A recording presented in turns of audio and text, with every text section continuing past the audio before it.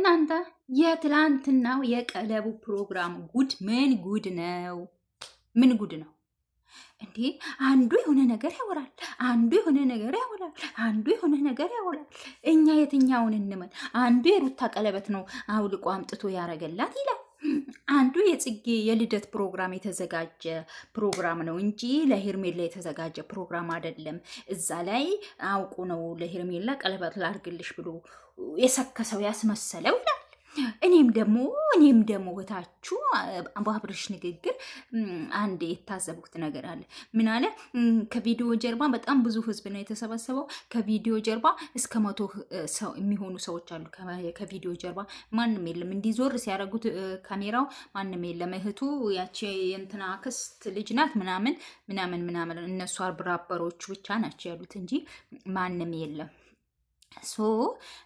ምን ልላችሁ ፈልጌ ነው? ብቻ በቃ ብዙ ነገር ነው እየተወራለው። አንድ ደግሞ ዋናው ትልቁ ዳቦ ሊጥ ሆነ። ዋናው ነገር በፕሮግራሙ ላይ መጨረሻ አካባቢ ሩታ ተከስታለች ማለት ነው። ነገሩ እንዳልሆነ እንዳልነበረ ሜሪ እንትናን ሄርሜላን አነቀቻት። ሩታ አብርሽን አጨበጨበችለት።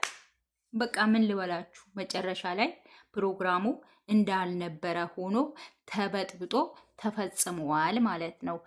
ለማንኛውም ሩታዬ ግን በዚህ ልክ ራስሽን ዝቅ አታርጊ። እሱ ኋላ አትከተይ።